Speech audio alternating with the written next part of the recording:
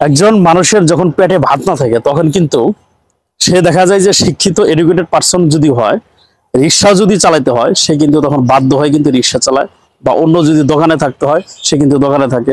রাস্তাঘাট বিভিন্ন কলকারখানা থেকে শুরু করে বা বিভিন্ন গ্রাম পর্যায়ে যদি কারো বাসায় যদি কামলাও দেয় সেটা কিন্তু সে করে।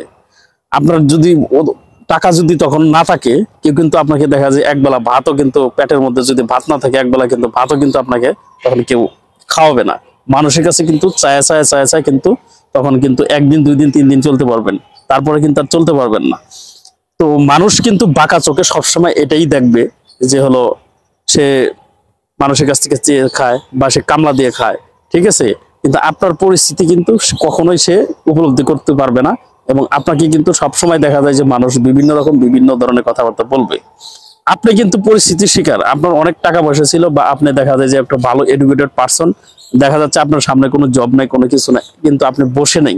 আপনি দেখা যাচ্ছে লোক কামলা পর্যন্ত যদি মানুষ যেভাবে দেয়, গ্রামে কাজকর্ম করে ক্ষেত খামারে বা বিভিন্ন ধরনের সিচুয়েশনে যায়, মানে কাজ করে দেখা যায় 2টা টাকা উপার্জন করে, আপনার জন্য এটাই রাইট আছে।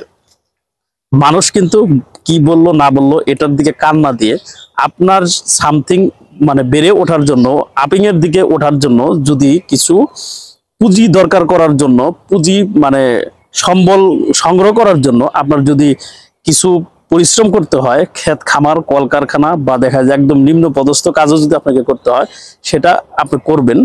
কিন্তু মানুষের যেটা বাঁকা কথা বলার, তারা কিন্তু সেটা আজীবন পর্যন্ত বলে যাবে, কারণ আপনাকে কিন্তু সে পালবে না, আপনাকে কিন্তু সে খাবার দিবে না, আপনাকে কিন্তু সে দেখা যাচ্ছে সহযোগিতা করবে না। কিন্তু বাঁকা কথা বলার সময় কিন্তু ঠিকই বলবে, মন্তব্য করার সময় কিন্তু ঠিকই মন্তব্য করবে। এই জন্য মানুষকে কি বললো তাদের দিকে কান না দিয়ে আপনি কি হতে চলছেন, আপনার ভিতরে পরিকল্পনাটা কি, আপনি আপনার পরিকল্পনা চিন্তা করে সামনের দিকে এগিয়ে যান।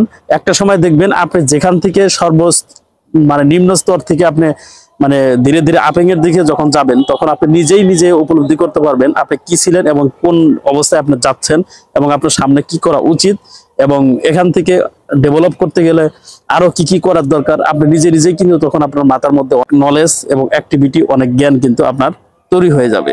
সকলে ভালো থাকবেন, ধন্যবাদ, থ্যাংক ইউ।